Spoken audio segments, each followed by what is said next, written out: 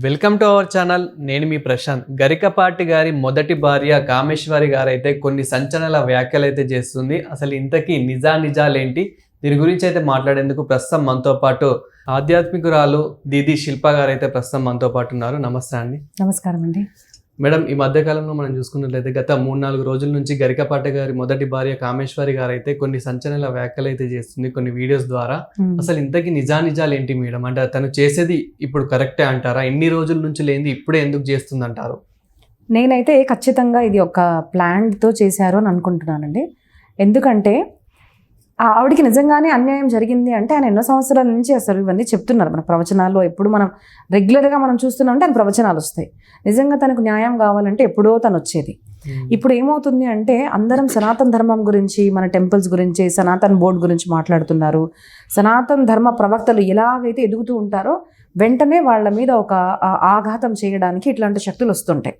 మనం ఉదాహరణకి చూడాలి అంటే భక్త తుకారాం గారి చరిత్ర చూసినా కూడా ఆయన ఎప్పుడైతే ఫేమస్ అవుతున్నారు బయట, అప్పుడు ఆ చుట్టూ ఉన్న జనాలు ఏం చేశారు అంటే ఆయన మీద నింద వేయడానికి ఏమీ లేదు. ఏ భక్తులన్నా కానివ్వండి, ఎందుకంటే వాళ్ళ లైఫ్ అంతా చాలా పరిశుద్ధంగా ఉంటుంది. అలాంటి వాళ్ళ మీద నింద వేయడానికి ఏముంటుంది? ఏమీ లేదు. కాబట్టి ఈ విషయానికి వస్తే, ఒక క్యారెక్టర్ విషయానికి వస్తే అది ప్రూవ్ ఎవ్వరూ చేసుకోలేరు.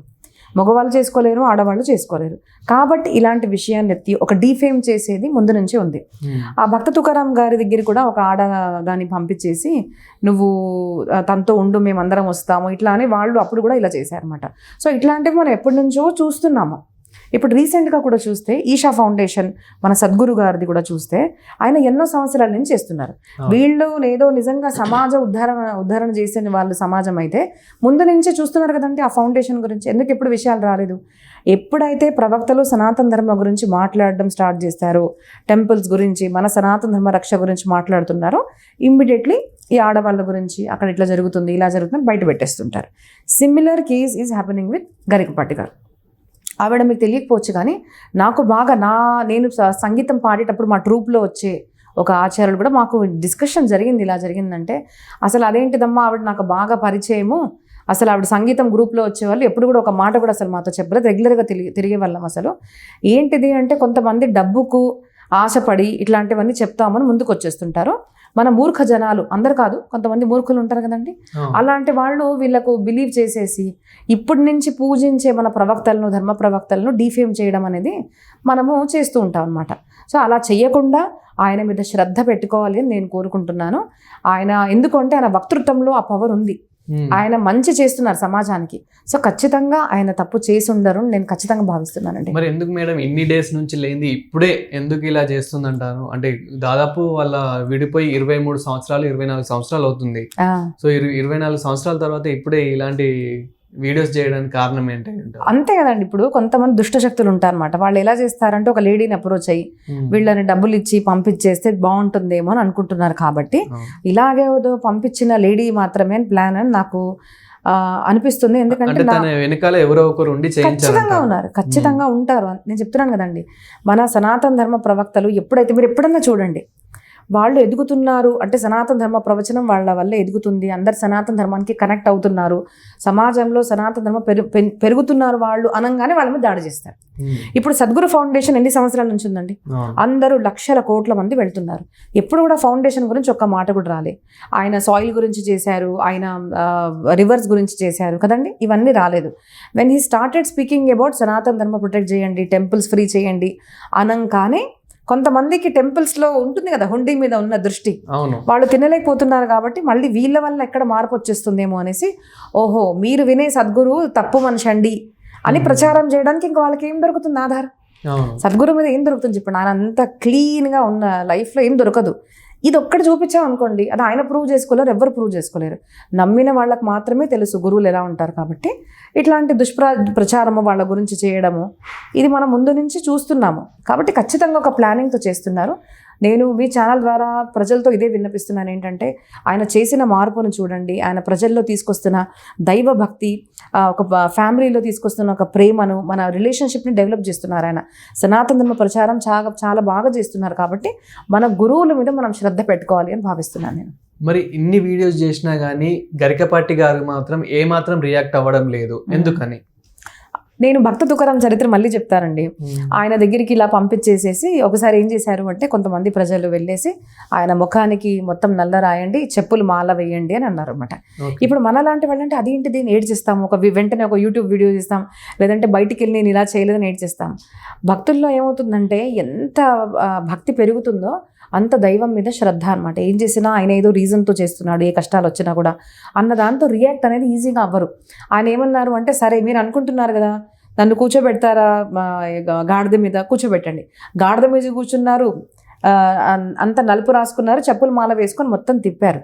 తర్వాత ప్రజలకు ఎప్పుడైతే అర్థమైందో వాళ్ళే వచ్చి క్షమాపణ అడిగారు అనమాట.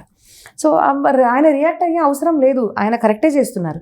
ఏం రియాక్ట్ అవుతామండి, ఆయనకు తెలుసు కరెక్టే అనేసి. ఫస్ట్ థింగ్ అండి, మనల్ని ఎవరు నమ్ముతారో మనం వాళ్ళకి ప్రూవ్ చేసుకునే అవసరం లేదు. మనల్ని ఎవరు నమ్మరో వాళ్ళకి మనం ప్రూవ్ చేసుకునే అవసరం లేదు, ఎందుకంటే వాళ్ళు ఎలాగైనా నమ్మరు కాబట్టి మాట్లాడే అవసరం లేదు కదండి. నమ్మే వాళ్ళు ఖచ్చితంగా నమ్ముతారు, నమ్మని వాళ్ళకి ఏదో రీజన్ మాత్రమే కావాలి ఆయన నమ్మకుండా. కాబట్టి రియాక్ట్ అవ్వకపోవడమే మంచిది అని నేను భావిస్తున్నాను. కానీ ఈమెకు నిజంగానే అంత ప్రేమ ఉంటే తను విడిపోయిన 1 yearకే మళ్ళీ కలిసి వచ్చేది. అంతే. ఇప్పుడు మళ్ళీ 20 సంవత్సరాల తర్వాత 23 సంవత్సరాల తర్వాత ఇదంతా చేస్తుంది అంటే నిజంగానే మీరు అన్నట్లు ఎవరో ఒకరు ఉండే ఉంటారు వెనకాల. అంతే అసలు. చాలా మంది ఏమనుకుంటున్నారంటే, అంటే గతంలో గరికపాటి గారు కొన్ని వీడియోస్లలో సినీ ఇండస్ట్రీ వాళ్ళ మీద కూడా చిన్న మాట్లాడడం జరిగింది నార్మల్ గా.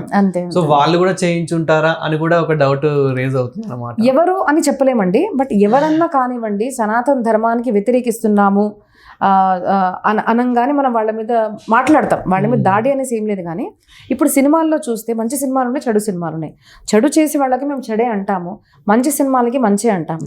సో చెడు చేసాము అనగానే కొంతమంది అలా విరోధన వాళ్ళు ఉండొచ్చు, లేదు అంటే సమాజంలో ఇంకా చాలా సోకాల్డ్ సెక్యులర్ కమ్యూనిస్ట్ కూడా కొంతమంది ఉంటారు, వాళ్ళు కూడా దాడి చేసే ఉంటారు. సో ఎవరు అని మనం చెప్పలేం, కానీ ఖచ్చితంగా ఒక గ్రూప్ నియోజన కిందనే జరుగుతుంది. ఒక స్త్రీకి అది కావాలి, న్యాయం కావాలి అంటే 23 years వెయిట్ చేయరండి. అప్పటికప్పుడు కూడా వదిలేసి వెళ్ళిపోయింది అప్పుడు. సో అప్పుడే తను రావడం అనేది జరుగుతుంది. లేదంటే అట్లీస్ట్ ఆయన కొన్ని సంవత్సరాల నుంచి ఇస్తున్నారు కదా, అప్పుడు బిగినింగ్ లోనే రావాలి. ఇప్పుడు ఫేమస్ అవుతున్న కొద్దీ ఈ సనాతన ధర్మ బోర్డు ఇవన్నీ వస్తున్న కొద్దీ వాళ్ళ గురించి మాట్లాడుతున్న కొద్దీ ప్రవక్తల మీద ఇట్లాంటి దాడులు అనేవి చేస్తున్నారు. So she a fake woman, ఖచ్చితంగా అది మనం అర్థం చేసుకోవాలి. అదేవిధంగా నిజంగానే వాళ్ళ మీద ప్రేమ ఉంటే మాత్రం అప్పుడే వస్తుండే మేడం. అంటే వీళ్ళ ఎవరైతే పిల్లలు ఉన్నారో వాళ్ళ. సో ఈ గరికపాటి గారి సెకండ్ భార్య గురించి మీరు ఏం చెప్తారు? సెకండ్ భార్య అని నేను భావించనండి, ఆవిడే ఆయన భార్య అని నేను భావిస్తున్నాను. తల్లి తండ్రిగా వాళ్ళిద్దరు కూడా సమాజంలో ఒక మంచి కార్యం చేస్తున్నాడు. ఆవిడని నేను మాతృమూర్తిగానే భావిస్తున్నాను. ఆడవాళ్ళ సపోర్ట్ ఉంటే కానీ మగవాళ్ళు ఇలా చేయలేరు, మగవాళ్ళ సపోర్ట్ లేకుంటే కానీ ఆడవాళ్ళు బయటకు వచ్చి ఇలా చేయలేరు. కాబట్టి ఆయన చేస్తున్న కృషికి ఖచ్చితంగా ఆవిడ ఒక శక్తి రూపంగా వెనక నిలిచి ఉన్నారు కాబట్టి పని జరుగుతుంది. కాబట్టి ఆవిడకి నేను మాతృమూర్తిగా స్మరించుకొని నమస్కారం చేస్తానండి. ఇంకా మాకన్నా ఎక్కువ గరికపాటి గారి వీడియోస్ కానివ్వండి, గరికపాటి గారి చరిత్ర మాకన్నా ఎక్కువ మీకే తెలుస్తుంది. సో అతను మీకు వ్యక్తిగతంగా ఎలా, అంటే మీకు ఎలా తెలుసు నార్మల్, అంటే ఒక పాజిటివ్గా కానీ నెగిటివ్గా కానీ ఎలా ఉంటారు? అంటే నేను ఆయన చరిత్ర ఒకటి చూస్తున్నానండి. ఏంటంటే నాకు పర్సనల్గా ఇట్లా వెళ్ళి పరిచయం అనేది కాలేదు, కానీ మా పరిచయం మా ఫేస్ కాదండి, మా పరిచయం మా ప్రవచనాలు. ఎందుకు అంటే మా ఫేస్ చూసే మార్పు రాదు, మా ప్రవచనాలు వినే మనిషిలో మార్పు వస్తుంది. సో మేము ఒక ఫ్యామిలీ అనొచ్చు, ఎందుకంటే మేమందరం ప్రవచనకర్తలం. సో ఆయన గురించి తెలుసుకోవాలని నేను ఆయన ఇంటర్వ్యూస్ చూడడం జరిగింది, ఆయన ప్రవచనాలు కూడా విన్నాను.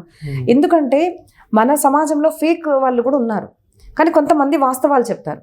ఆయన ప్రవచనాల్లో ఎంతో విషయాలు, అంటే యూత్కి ఆధ్యాత్మికం తెలియాలి అన్న దాంతో ఆయన ప్రవచనాలు చెప్తారండి.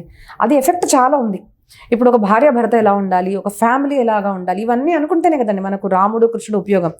వాళ్ళ చరిత్ర విన్నాము కానీ మనకేమి రిలేటబుల్గా లేదు అంటే మనం వినము.